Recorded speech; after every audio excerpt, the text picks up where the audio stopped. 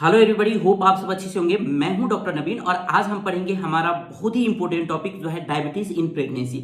और ये topic important है इसलिए कि हर एक एग्जाम में, चाहे वो एफएमजी की एग्जाम हो या एनएमसी की एग्जाम हो, पीएमडीसी की एग्जाम, कोई भी काउंसिल का एग्जाम हो या दुबई हेल्थ अथॉरिटी का एग्जाम हो, हर एक एग्जाम में ये क्वेश्चन पूछते हैं। और अगर आप एमबीबीएस के स्टूडेंट हैं तो खास तौर पर आपको पढ़ना ही है ये टॉपिक, क्योंकि प्रैक्टिकल लाइफ में भी बहुत ही इंपॉर्टेंट है। तो चलिए हम स्टार्ट करते हैं अपना टॉपिक जो है diabetes in pregnancy.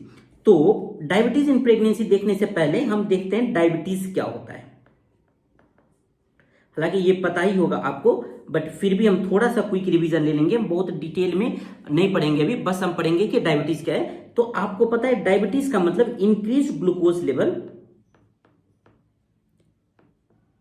Increased glucose level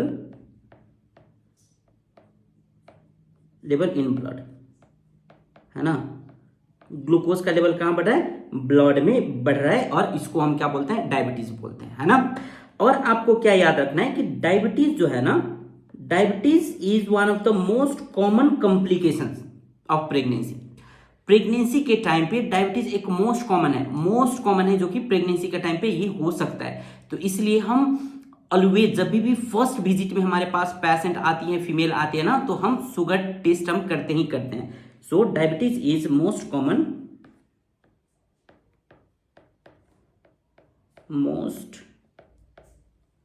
complication of pregnancy.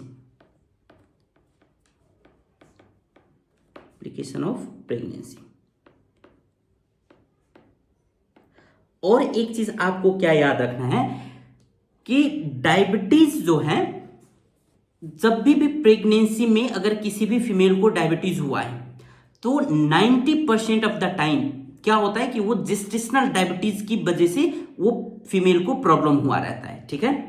So 90% of pregnancy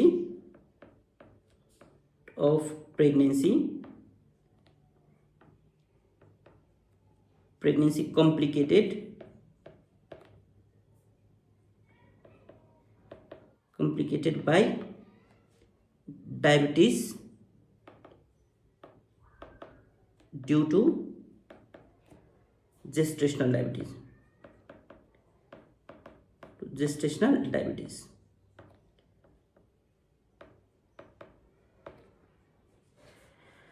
ठीक है। और आपको क्या याद रखना है कि सर ये डायबिटीज होता क्यों है, ठीक है। तो डायबिटीज होने का दो रीजन है। एक तो ये, अभी ये जेस्टेशनल डायबिटीज क्या है अभी हम पढ़ेंगे टाइप्स ऑफ डायबिटीज में, सो डोंट वरी कि क्या है ये जेस्टेशनल डायबिटीज। अभी हम ये देखते हैं कि डायबिटीज होता क्यों है। तो देखिए, बॉडी में होता है पैनक्रियास, और पैनक्रियास में होता है एक सेल जिसका नाम है बीटा सेल। और बीटा सेल का काम क्या होता है कि इंसुलिन को प्रोडक्शन करना, ठीक है, इंसुलिन प्रोड्यूस करना। अगर इंसुलिन प्रोड्यूस प्रॉपर तरीके से कर रही है तो ठीक है, बट अगर इंसुलिन प्रोडक्शन प्रॉपर तरीके से नहीं हो रहा है तो वहां पे रिस्क होता है डायबिटीज होने का। दूसरा रीजन क्या होता है कि इंसुलिन प्रोडक्शन ठीक है, इंसुलिन प्रोडक्शन में प्रॉब्लम नहीं है, बट इंसुलिन जो है हमारे बॉडी में वो हमारी सेल जो है उसको यूज नहीं कर पा रही है, यानी कि वहां पे इंसुलिन रेसिस्टेंस हो गया है। तो पहला रीजन इनफ इंसुलिन प्रोडक्शन नहीं होता, और दूसरा रीजन कि इंसुलिन क्या होता है? रेसिस्टेंस होता है, ठीक है। चलिए, सो हमारी बॉडी में क्या होता है sir? Organ, that is pancreas. और पैनक्रियास में कौन सा सेल होता है सर? तो बीटा सेल। और बीटा सेल का काम क्या होता है? इंसुलिन प्रोडक्शन करना, है ना, इंसुलिन प्रोड्यूस करना काम होता है। और अगर इंसुलिन प्रोड्यूस नहीं कर पाया प्रॉपर तरीके से, if beta cell doesn't produce insulin, if beta cell doesn't produce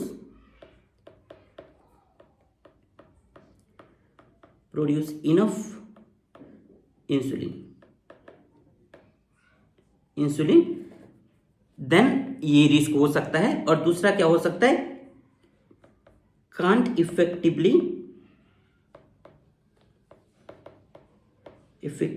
use insulin it produce।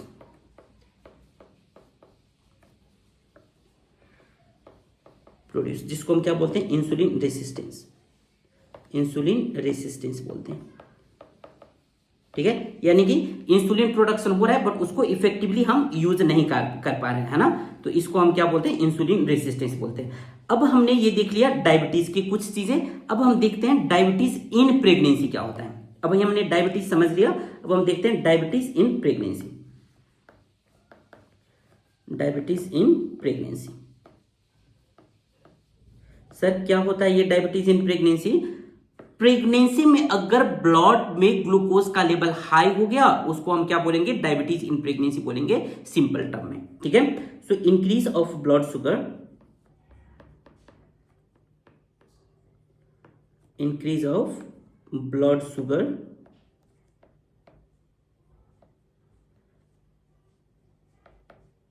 Sugar level during pregnancy,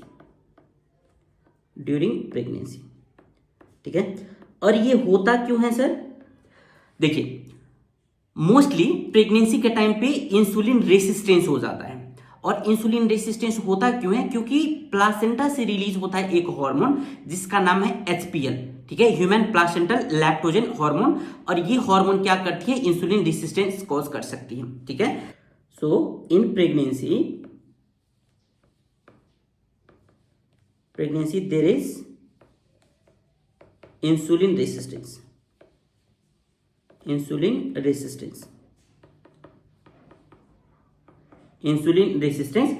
और क्यों रेसिस्टेंस? बिकॉज ऑफ, अभी मैंने बताया था because of which hormone guys, because of HPL hormone. क्या होता है ये HPL hormone? Human placental lactogen, है ना। और ये HPL हार्मोन कहां से सिक्रीट होता है sir? So it secretes from placenta,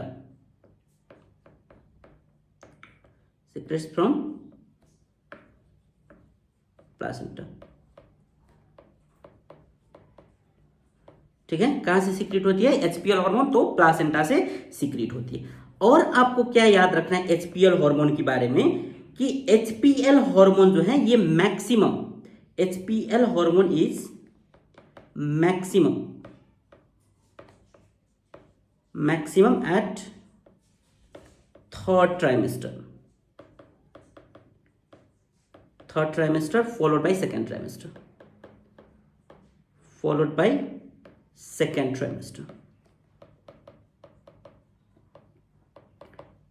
ठीक है। HPL हार्मोन मैक्सिमम कब होता है सर? सो ये मैक्सिमम होता है थर्ड ट्राइमेस्टर में, और आफ्टर दैट सेकेंड ट्राइमेस्टर में, ठीक है। और HPL हार्मोन कौन सिक्रीट करता है सर? तो प्लासेंटा सिक्रीट करती है। और इंसुलिन रेसिस्टेंस कैसे होता है सर? तो HPL हार्मोन की वजह से होती है, ठीक है। क्लियर? यहां तक क्लियर है आप लोग? चलिए अब हम क्या देख लेते हैं कि others hormone which can lead to insulin resistance, ठीक है। अदर्स हार्मोन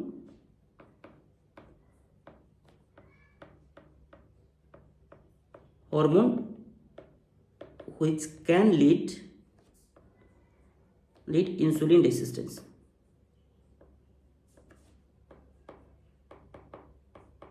सो कौन कौन सा है अदर्स हार्मोन जो इंसुलिन कॉज कर सकती है? तो पहले तो है इस्ट्रोजन, जी इस्ट्रोजन इंसुलिन रेसिस्टेंस कॉज कर सकते हैं। प्रोजेस्टेरोन, ये हम मेंस्ट्रुअल साइकिल टॉपिक से ही इस्ट्रोजन प्रोजेस्टेरोन हम पढ़ते आ रहे हैं। और फिर थर्ड जो है वो है कोर्टिसोल, ठीक है। सो ये कुछ हार्मोन है जो क्या कॉज कर सकते हैं सर? इंसुलिन रेसिस्टेंस कॉज कर सकती है। बट मेनली इंसुलिन रेसिस्टेंस कौन कॉज करती है? तो HPL हार्मोन।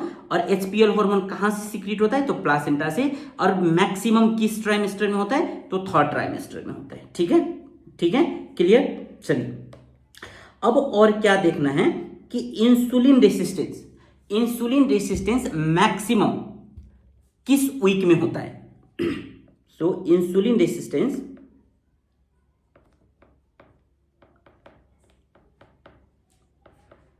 पहले हम देखते हैं इंसुलिन रेसिस्टेंस स्टार्ट्स किस वीक से होता है। तो insulin resistance starts by 20 weeks, ठीक है। और मैक्सिमम किस वीक में होता है? So insulin resistance maximum at maximum है 24 टू 28 वीक्स। ठीक है, 24 टू 28 वीक्स में क्या होता है, मैक्सिमम होता है। स्टार्ट होता है guys, again I am repeating, insulin resistance starts from 20 weeks of pregnancy and it is maximum at 24 to 28 week of pregnancy. ठीक है, अब हम क्या देखते हैं, अगर पीरियड ऑफ जेस्टेशन अगर इंक्रीज होगा तो इंसुलिन रेसिस्टेंस भी इंक्रीज होगा, और इंसुलिन रेसिस्टेंस जब इंक्रीज होगा तो वहां पर कॉज हो सकता है इंसुलिनीमिया। ठीक है, so if period of gestation, POG का मतलब होता है period of gestation increases then insulin resistance increases, insulin resistance increases and cause insulinemia।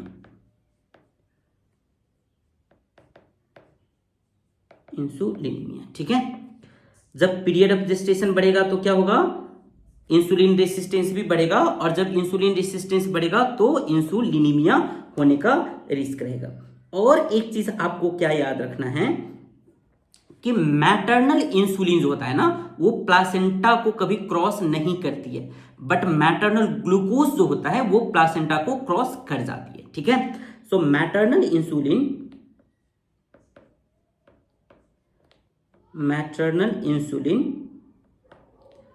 Never cross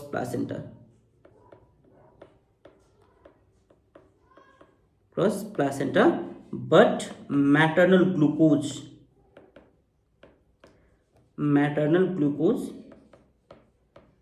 can cross placenta।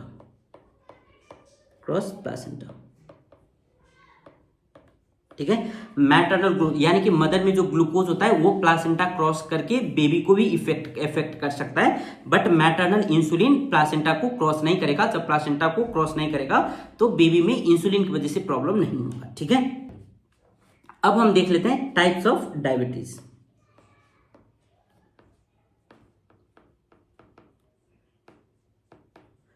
Types of diabetes में आपको क्या याद रखना है कि एक तो होता है pre gestational diabetes. Number 1 is pre gestational diabetes.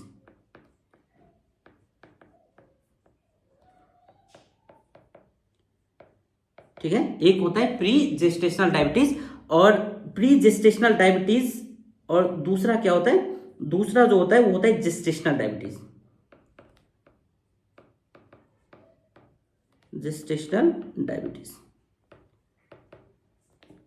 ठीक है, सो अब हम नंबर 1 में हम देखते हैं पहले प्री जेस्टेशनल डायबिटीज क्या है।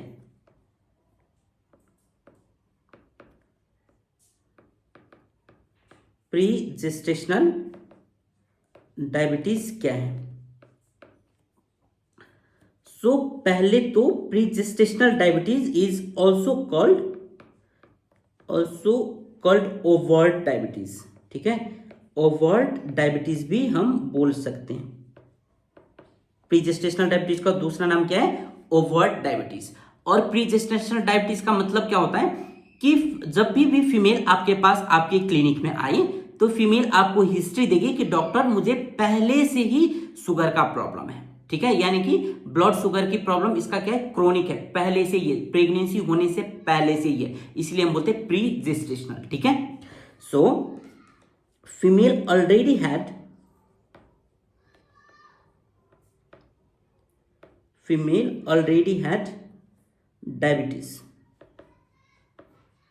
diabetes before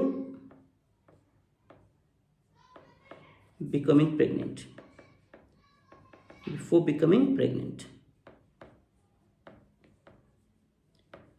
ठीक है, और प्री जेस्टेशनल डायबिटीज कितने टाइप्स का होता है, तो 2 टाइप्स का होता है। 2 टाइप्स ऑफ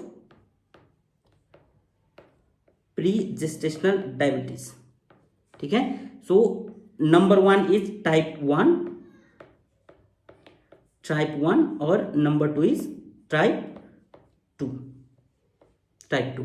तो अभी हम टाइप 1 टाइप 2 के बारे में हम बहुत डिटेल में हम बात नहीं करेंगे, but during pregnancy type 1 type 2 दोनों हो सकता है। तो अभी हम स्पेसिफिक हम टाइप 1 और टाइप 2 को नहीं पढ़ रहे हैं, ठीक है। और दूसरा जो हमारे पास होता है वो कौन सा डायबिटीज होता है sir? So number 2 diabetes is gestational diabetes. Gestational diabetes.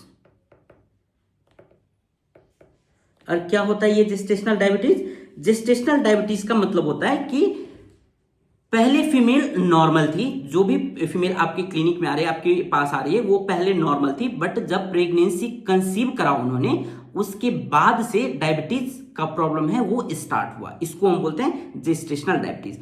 Pre gestational का मतलब फीमेल को पहले से डायबिटीज था और फिर वो प्रेग्नेंट हुई।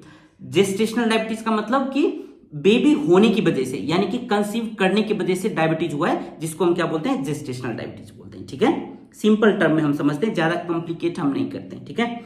सो diabetes starts for the first time, ठीक है, for the first time during pregnancy. During pregnancy यानी कि पहले से फीमेल को डायबिटीज का प्रॉब्लम नहीं था, बट जब वो प्रेग्नेंट हुई तब ये प्रॉब्लम हुआ। और यूजुअली ये किस वीक में स्टार्ट होता है? यूजुअली स्टार्ट फ्रॉम और usually develops after 24 weeks. After 24 weeks, ठीक है। Usually develops after 24 weeks, but 20 to 24 weeks में भी हो सकते हैं। 20 to 24 वीक्स आप याद रखिए, ठीक है। चलिए अब हम क्या देखते हैं, अब हम थोड़ा सा रिस्क फैक्टर हम देख लेते हैं। Risk factor of gestational diabetes. Risk factor of gestational diabetes, ठीक है। सो पहले तो अगर पेशेंट ओबीज है, यानी कि ओबीसीटी है पेशेंट को, और जब बीएमआई मोर देन 25 है, तो ये एक रिस्क फैक्टर हो सकता है। अगर पेशेंट की एज मोर देन 25 ईयर्स है तो भी ये एक रिस्क फैक्टर हो सकता है। या तो अगर फैमिली हिस्ट्री है, पेशेंट को क्या फैमिली हिस्ट्री है, तो भी ये एक रिस्क फैक्टर हो सकता है, ठीक है। अगर हिस्ट्री ऑफ जेस्टेशनल डायबिटीज है, हिस्ट्री ऑफ जेस्टेशनल डायबिटीज है, तो भी ये हो सकता है। History of gestational diabetes in previous pregnancy, in previous pregnancy. अगर ये सेकेंड टाइम या थर्ड टाइम प्रेग्नेंट हुई है और फर्स्ट टाइम या सेकेंड टाइम में अगर हिस्ट्री है डायबिटीज का, तो ये भी एक रिस्क फैक्टर हो सकता है, ठीक है। अब और क्या हो सकता है? तो अगर बेबी मैक्रोसोमिया है या हिस्ट्री ऑफ मैक्रोसोमिया है, हिस्ट्री ऑफ मैक्रोसोमिया यानी कि फर्स्ट बेबी हुआ या सेकेंड बेबी हुआ और उस टाइम पे मैक्रोसोमिया बेबी था। मैक्रोसोमिया का मतलब क्या होता है? Big baby, big baby. और weight of baby is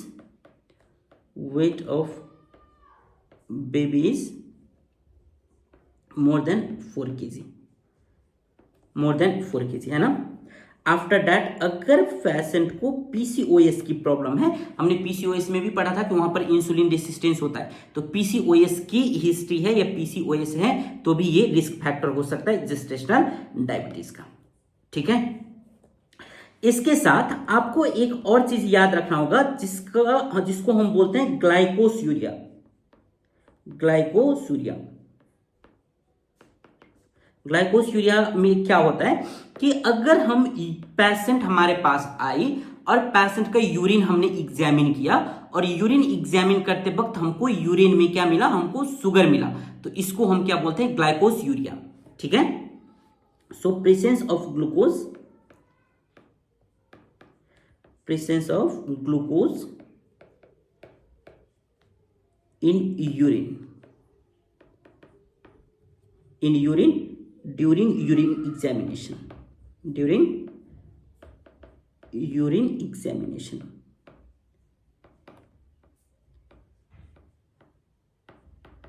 urine examination of pregnant female,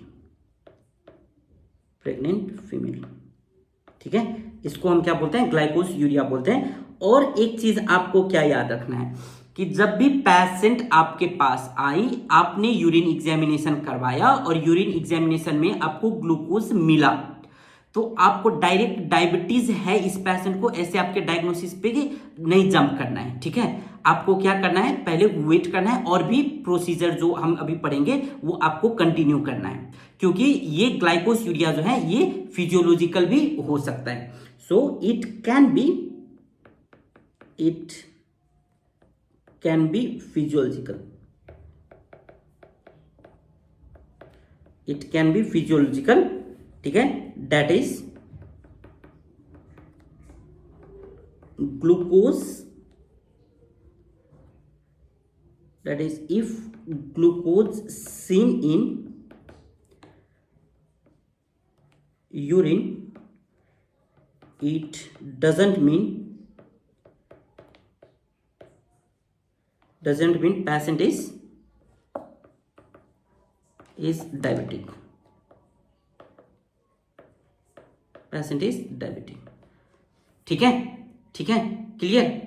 और एक चीज आपको क्या याद रखना है कि गवर्नमेंट ऑफ इंडिया ने कुछ गाइडलाइंस दी हुई है, और ये गाइडलाइंस क्या है कि हम किस पेशेंट को हम डायबिटीज की एग्जामिनेशन करेंगे और हम कब करेंगे, ठीक है।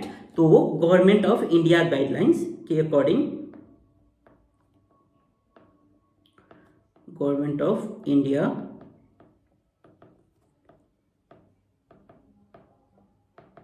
Guidelines, so government of India के गाइडलाइंस के अकॉर्डिंग क्या है, होम टू स्क्रीन, पहले तो होम टू स्क्रीन किसमें हमको चेक करना है, तो इसके लिए पहले जितने भी फीमेल आपके पास फर्स्ट विजिट में या सेकेंड विजिट में आएंगे सबको आपको चेक करना है, ठीक है। ऑल प्रेग्नेंट फीमेल को आपको क्या करना है, चेक करना है, ऑल प्रेग्नेंट फीमेल,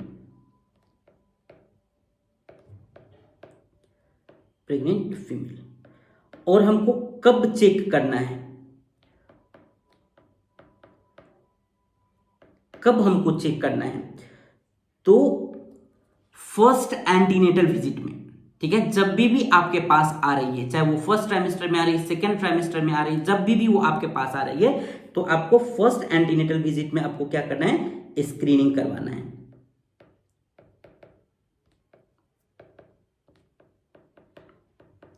ठीक है, ठीक है। और अगर फर्स्ट एंटीनेटल विजिट में नॉर्मल आ रहा है आपका sugar level, if it is normal,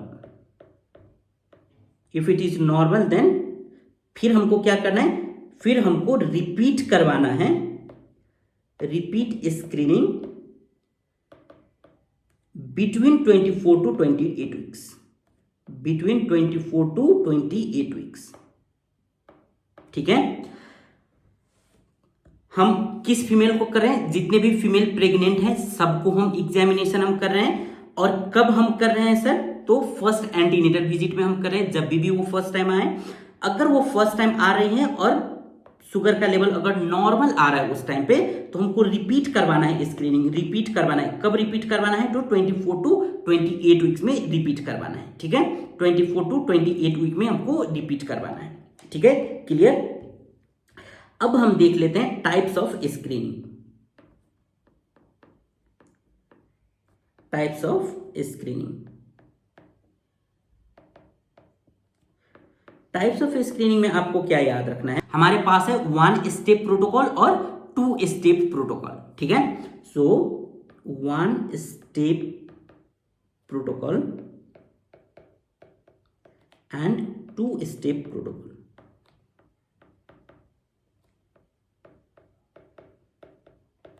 one step protocol में क्या होता है कि हम एक बार हम चेक कर लेते हैं, फिर काम खत्म, हम डायग्नोसिस कंफर्म कर लेते हैं। बट 2 स्टेप प्रोटोकॉल में क्या होता है कि पहले हम स्टेप बाय एक स्टेप हमने चेक किया, अगर वो पॉजिटिव आया तब हम दूसरा टेस्ट हम करेंगे, उसको हम बोलते हैं 2 स्टेप प्रोटोकॉल, ठीक है। सो 1 स्टेप प्रोटोकॉल जो है ना, ये क्या है, गवर्नमेंट ऑफ इंडिया ने दिया हुआ है, given by government of India, government of India. और ये WHO ने भी इसको वन स्टेप प्रोटोकॉल दिया हुआ है, बट उसका गाइडलाइंस जो है वो अलग है, अभी हम पढ़ेंगे वो भी। और 2 स्टेप प्रोटोकॉल जो है ना, ये अकॉर्डिंग टू क्या है, American college of obstetrics and gynaecology, ठीक है। ये है government of 1 step protocol, government of India और WHO के अकॉर्डिंग है, बट 2 स्टेप प्रोटोकॉल जो दिया हुआ है वो कौन है, वो American college of obstetrics and gynaecology, ठीक है। सो 1 स्टेप प्रोटोकॉल क्या होता है? सो 1 स्टेप प्रोटोकॉल,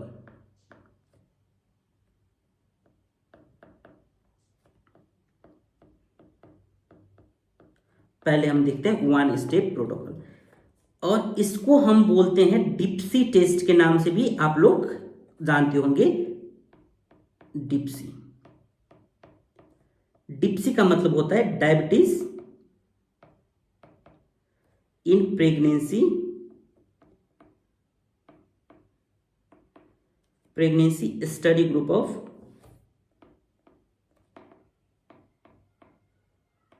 ऑफ इंडिया, ठीक है। इसको हम डिप्सी के नाम से भी हम जानते हैं। 1 स्टेप प्रोटोकॉल को हम क्या बोलते हैं सर? डिप्सी टेस्ट भी बोलते हैं, ठीक है। अब डिप्सी में आपको क्या याद रखना है कि ये सिंगल स्टेप टेस्ट है, सिंगल स्टेप टेस्ट, और इसमें फास्टिंग रहने की भी जरूरत नहीं है, ठीक है। तो ये नॉन फास्टिंग है, अगर खाना खाकर पेशेंट आई हैं तो भी, या खाली पेट आई हैं तो भी हम ये कर सकते हैं, ठीक है। और इसमें हम क्या करते हैं, इसमें हम जो पेशेंट हमारे पास आते हैं उसको हम 75 ग्राम ओरल ग्लूकोज देते हैं, ठीक है। ओरल ग्लूकोज हम कितना देते हैं सर? 75 ग्राम हम ओरल ग्लूकोज देते हैं, और फिर आफ्टर 2 आवर्स, फिर आफ्टर 2 आवर्स हम क्या करते हैं, प्लाज्मा ग्लूकोज, प्लाज्मा का लेवल मेजर करते हैं, ठीक है। After 2 hour measuring plasma glucose level, ठीक है। आफ्टर 2 आवर हम क्या करते हैं, प्लाज्मा ग्लूकोज का लेवल मेजर करते हैं, और अगर result, if result is more than 140 mg per dl, ठीक है। अगर हमारा रिजल्ट कितना आ रहा है, 140, मोर देन 140 mg per dl अगर आ रहा है, तो हम डायग्नोसिस कंफर्म करते हैं, हम डायग्नोसिस क्या करते हैं, कंफर्म करते हैं कि ये क्या है, जेस्टेशनल डायबिटीज है, ये क्या है, जेस्टेशनल डायबिटीज है, ठीक है, ठीक है। फिर से एक बार रिपीट करते हैं।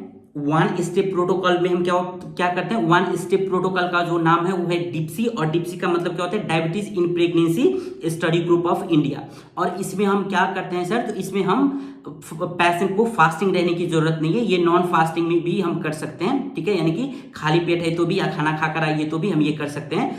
और इसके लिए आपको क्या याद रखना है कि पेशेंट को हम 75 ग्राम ऑफ ग्लूकोज हम देते हैं, और अभी जैसे कि अभी हमने पेशेंट को दिया 75 ग्राम ऑफ ग्लूकोज, ठीक है। और फिर आफ्टर 2 आवर्स, अभी से 2 घंटे बाद हम पेशेंट को क्या करेंगे, हम ग्लूकोज में जो प्लाज्मा लेवल होता है वो हम चेक करेंगे, और प्लाज्मा का लेवल, अगर ग्लूकोज प्लाज्मा का लेवल अगर मोर देन 140 ग्राम पर DL आ रहा है, तो फिर हम क्या करेंगे, हमारा डायग्नोसिस कंफर्म हो जाएगा, डायग्नोसिस कंफर्म हो जाएगा कि पेशेंट को क्या है, सो जेस्टेशनल डायबिटीज है, ठीक है। पेशेंट को क्या है, जेस्टेशनल डायबिटीज है, ये आपको याद रखना है, ठीक है, ठीक है। तो इस टेस्ट का एडवांटेज क्या है, ये 1 स्टेप प्रोटोकॉल जो डिप्सी ने दिया हुआ है, इसका एडवांटेज क्या है, so it can be done any time without fasting,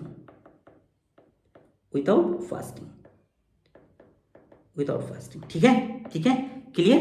चलिए अब हम देखते हैं 1 step protocol according to WHO।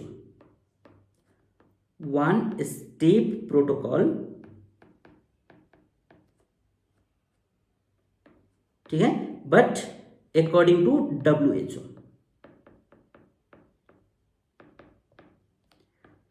World health organisation के अकॉर्डिंग 1 स्टेप प्रोटोकॉल क्या है सर, तो इसमें भी हम कोई खास नहीं करते, इसमें भी हम क्या करते हैं कि फीमेल को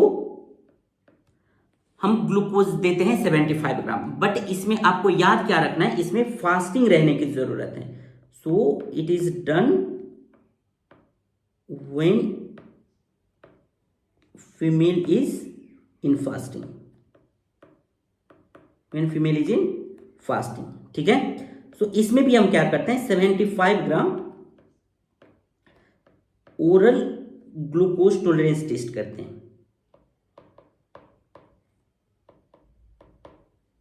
ओरल ग्लूकोज टॉलरेंस टेस्ट हम करते हैं, ठीक है। और ये हम कब करते हैं सर, तो फास्टिंग में करते हैं, ठीक है। और इसमें आपको क्या याद रखना है, फास्टिंग में हमने मेजर किया और फिर more than 92 mg per DL आ रहा है, ठीक है। आफ्टर 1 आवर फिर से हमने चेक किया और अगर यहां पर more than 180 mg per DL आ रहा है, ठीक है। फिर हम 2 आवर्स के बाद हम फिर से चेक करेंगे और 2 आवर्स के बाद अगर more than 153 mg per DL अगर हमको रिजल्ट मिल रही है, ठीक है, देन डायग्नोसिस कंफर्म्स। फिर हम क्या करते हैं, देन डायग्नोसिस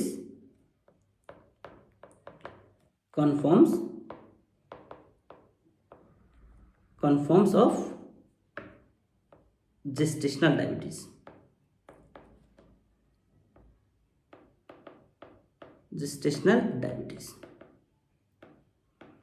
ठीक है, gestational diabetes.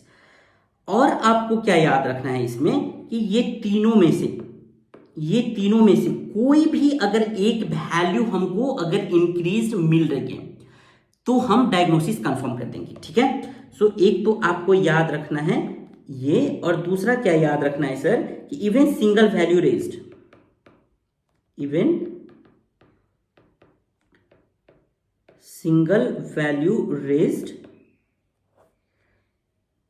then we can confirm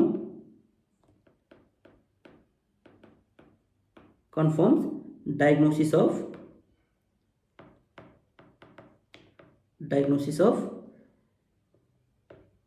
gestational diabetes,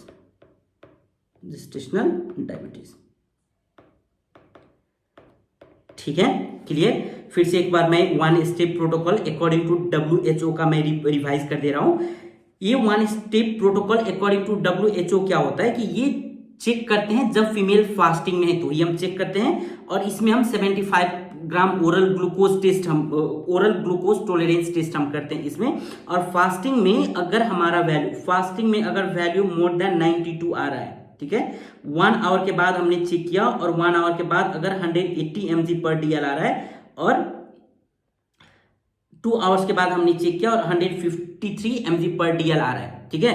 तो अगर ये तीनों में से कोई भी एक वैल्यू अगर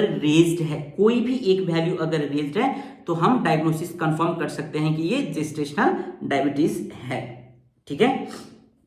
और आपको एक और चीज क्या याद रखना है, इन सेम टेस्ट यानी कि ये WHO का जो 1 स्टेप प्रोटोकॉल है ना, इसी में अगर result in same test if results are fasting में हमको more than 126 mg per DL आ रहा है और 2 आवर्स के बाद जब हमने चेक किया तो हमको मिला more than 200 mg per DL, ठीक है। तो फिर हमारा डायग्नोसिस क्या होगा, देन डायग्नोसिस कंफर्म्स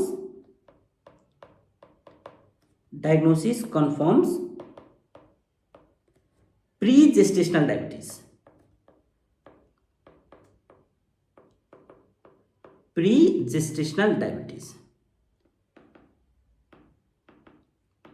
ठीक है।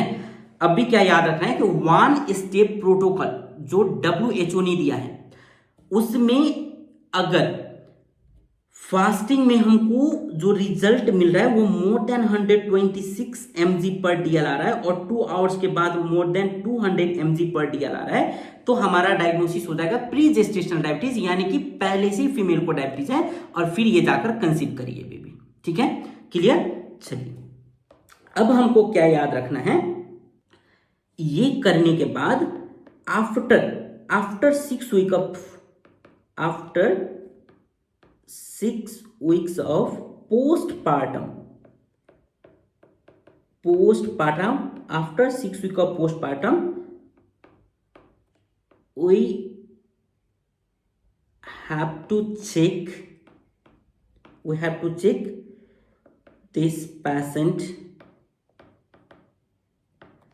blood sugar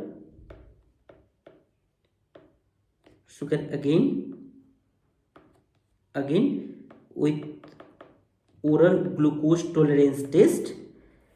ठीक है, if it is gestational diabetes then sugar level comes back to normal after 6 weeks of gestation, 6 weeks of delivery, 6 weeks of postpartum। ठीक है, पोस्टपार्टम।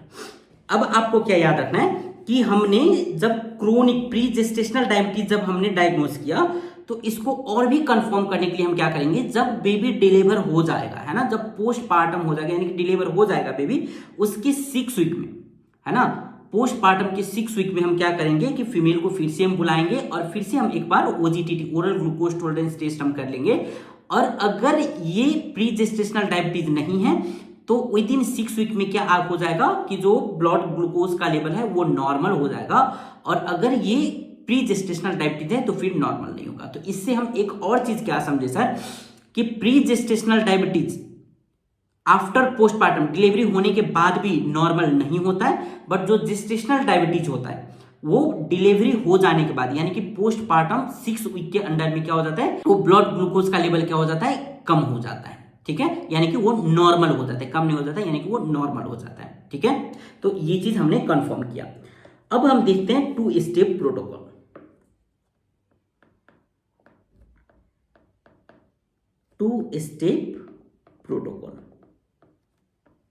और 2 स्टेप प्रोटोकॉल किसने दिया हुआ है, तो American college of obstetrics and gynaecologist ने। ठीक है, ये क्या है, अमेरिकन कॉलेज ऑफ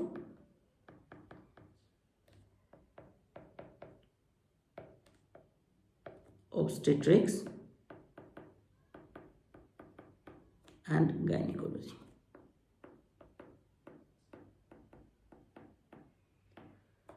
ठीक है, अब आपको क्या याद रखना है, हम फर्स्ट स्टेप में हम क्या करेंगे सर, सो फर्स्ट स्टेप में हम करेंगे ग्लूकोज चैलेंज टेस्ट,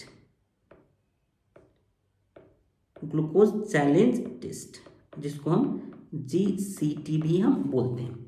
और सेकेंड में हम क्या करेंगे सर, तो सेकेंड स्टेप में हम करेंगे OGTT, oral glucose tolerance test.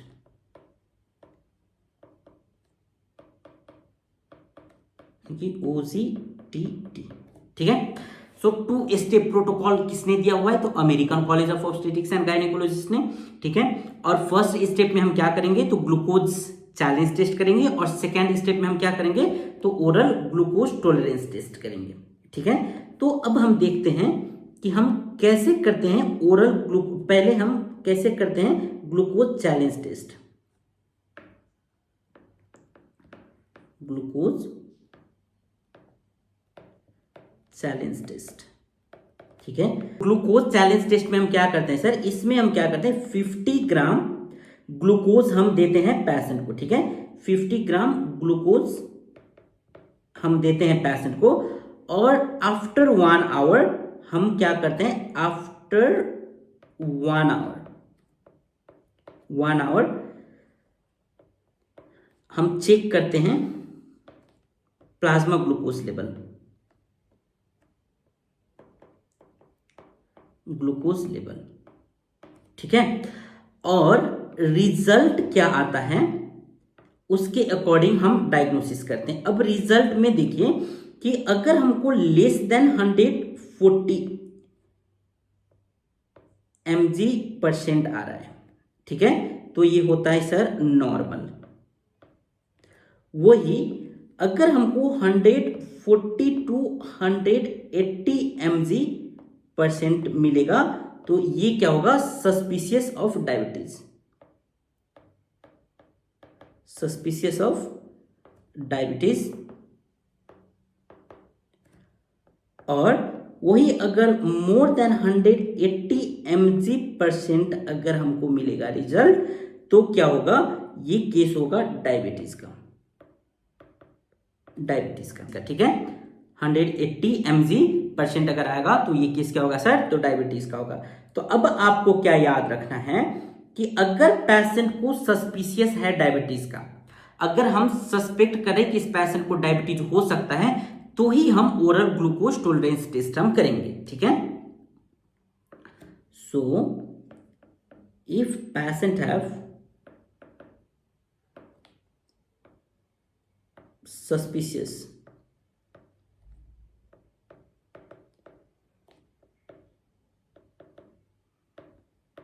diabetes, then we will do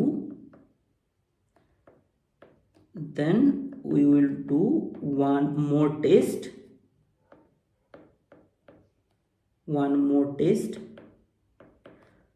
to confirm,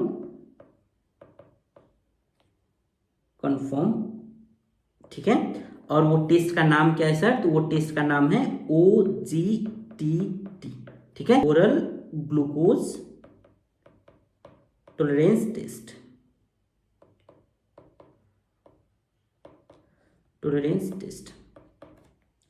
OGTT को हम 2 वे से कंडक्ट कर सकते हैं, we can conduct it by 2 ways, है ना। इसको हम 2 तरीके से चेक कर सकते हैं। एक तो हम चेक कर सकते हैं 100 ग्राम ऑफ ग्लूकोज के साथ, टेस्ट विथ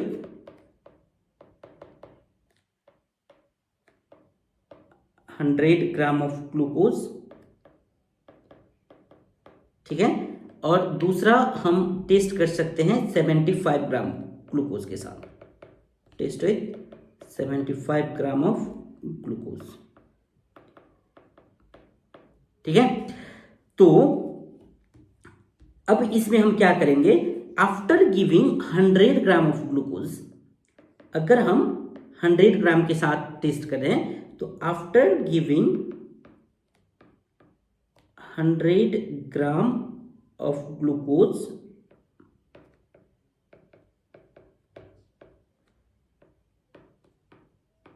हम फिर से इसको चेक करेंगे, ठीक है, will check the plasma level,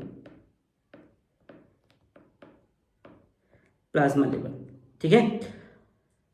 और हमको फास्टिंग में 95 mg% अगर आ रहा है, तो ये क्या होगा, नॉर्मल होगा, ठीक है। बट इंडिया में हम 105 mg% तक, इंडिया में 105 mg% तक को हम क्या करते हैं, नॉर्मल मानते हैं। वर्ल्ड वाइड 95 mg% को नॉर्मल मानते हैं, तो इंडिया में 105 mg% को हम क्या करते हैं सर, नॉर्मल मानते हैं, ठीक है। और फिर हम इसको 1 आवर के एंड में हम चेक करेंगे, एट एंड ऑफ 1 आवर, ठीक है। और तब अगर हमको रिजल्ट 180 mg% आ रहा है, तो ये भी क्या होगा सर, तो ये भी नॉर्मल होगा, ठीक है। बट इंडिया के लिए क्या होता है, इंडिया के लिए 190 mg तक को हम नॉर्मल मानते हैं, ठीक है। After 2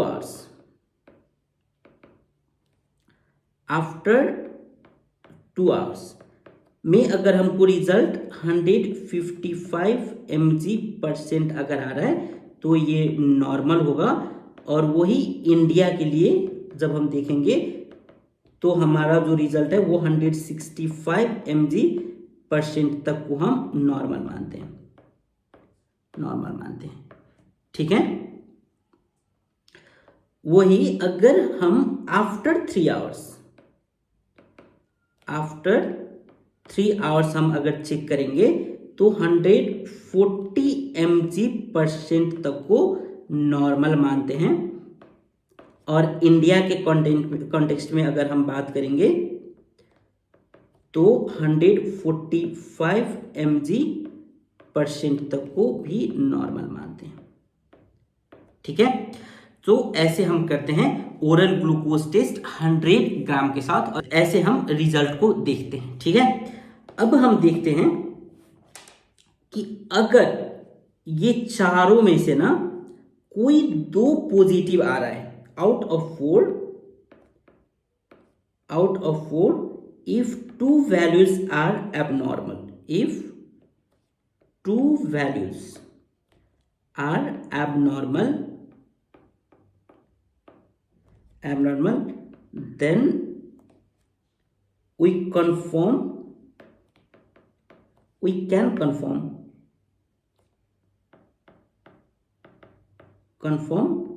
diabetes, then we can confirm diabetes। ठीक है, ये चारों वैल्यू में से कोई 2 वैल्यू अगर एबनॉर्मल आ रहा है तो हम कंफर्म करेंगे कि ये डायग्नोसिस क्या है, डायबिटीज मेलाइटिस का है। बट जनरली इंडिया में हम 75 ग्राम ग्लूकोज के साथ करते हैं। So we are doing this test with 75 gram of glucose. ठीक है, इरिस्पेक्टिव ऑफ फास्टिंग है नहीं है इससे फर्क नहीं पड़ता, इरिस्पेक्टिव ऑफ फास्टिंग। ठीक है, और हम क्या कर रहे हैं सर, यहां पर हम कर रहे हैं 75 ग्राम ग्लूकोज हम पेशेंट को दे रहे हैं। और 75 ग्राम ग्लूकोज में हम क्या देखेंगे 2 आवर्स के बाद में, है ना, आफ्टर 2 आवर्स अगर प्लाज्मा ग्लूकोज कंसंट्रेशन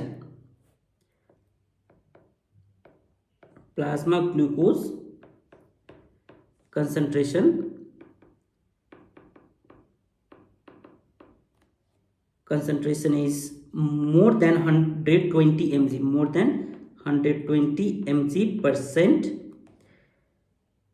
ठीक है, तो इसको हम क्या मानेंगे, ग्लूकोज इंटॉलरेंस। इसको हम क्या मानेंगे सर, ग्लूकोज इंटॉलरेंस।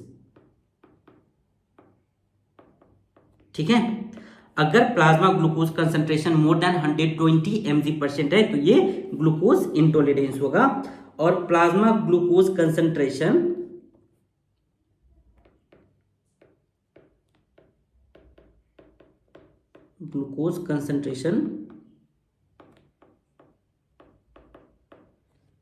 अगर 140 mg% से ज्यादा है, मोर देन 140 mg%, तो हम क्या मानेंगे इसको, जेस्टेशनल डायबिटीज।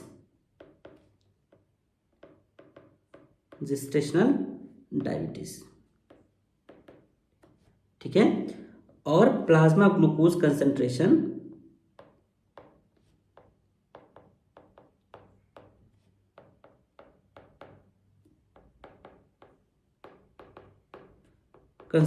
अगर 200 mg% से अगर ज्यादा है तो हम इसको क्या मानेंगे, pre gestational diabetes.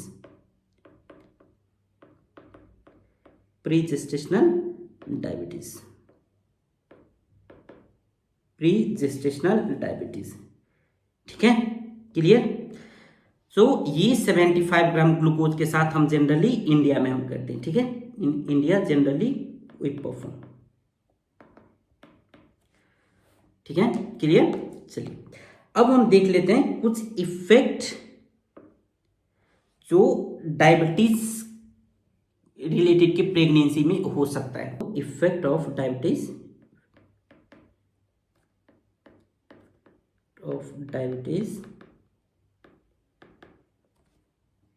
In pregnancy, on pregnancy. तो यहां पे आपको क्या याद रखना है, मदर में भी प्रॉब्लम होगा और फीटस में भी प्रॉब्लम होगा। ठीक है, मदर में भी प्रॉब्लम होगा और फीटस में भी प्रॉब्लम होगा। तो मदर में क्या क्या प्रॉब्लम हो सकता है, तो मदर में रिस्क हो सकता है प्री एक्लेम्सिया का, रिस्क ऑफ प्री एक्लेम्सिया। ठीक है, साथ ही साथ पॉलीहाइड्रोमाइनस का प्रॉब्लम हो सकता है। जब हम मदर को यूएससीएम देखेंगे ना, तो पॉलीहाइड्रोमाइनस हमको देखने को मिल सकता है। इन्फेक्शंस हो सकता है, इन्फेक्शंस जैसे कि यूटीआईज, यूरिनरी ट्रैक्ट इन्फेक्शन हो सकता है। ठीक है, साथ ही साथ प्रीटर्म लेबर का रिस्क हो सकता है, प्रीटर्म लेबर का रिस्क हो सकता है। और सिजेरियन सेक्शन, डिलीवरी के टाइम पे हमको सी सेक्शन करवाना पड़ सकता है, सी सेक्शन डिलीवरी है ना, करवाना पड़ सकता है। और पोस्टपार्टम हेमोरेज भी हो सकता है, पोस्टपार्टम हेमोरेज भी हो सकता है। तो ये कुछ रिस्क रहेगा मदर में। अब फीटस में क्या हो सकता है फिर सर, तो फीटस में कुछ रिस्क हो सकता है, जैसे कि फीटस में हाइपोग्लाइसीमिया हो, सॉरी, फीटस में कॉन्जिनेटल एबनॉर्मलिटीज हो सकता है, कॉन्जिनेटल एबनॉर्मलिटीज हो सकता है। ये भी हम डिस्कस करेंगे क्या क्या कॉन्जिनेटल एबनॉर्मलिटीज होगा। ठीक है, और स्पेशली जब प्री जेस्टेशनल डायबिटीज मेलाइटस है, इन प्री जेस्टेशनल डायबिटीज मेलाइटस हैं, और स्पेशली फर्स्ट ट्राइमेस्टर में। कहां पे, फर्स्ट ट्राइमेस्टर में। ठीक है, ये रिस्क हो सकता है। और क्या होगा सर, तो और बेबी जो है वो मैक्रोसोमिया हो सकता है, मैक्रोसोमिया यानी कि बिग बेबी हो सकता है। ठीक है, और शोल्डर डिस्टोसिया हो सकता है, बेबी का शोल्डर डिस्टोसिया हो सकता है। और फीटल हाइपरग्लाइसीमिया हो सकता है, फीटल हाइपर ग्लाइसीमिया हो सकता है।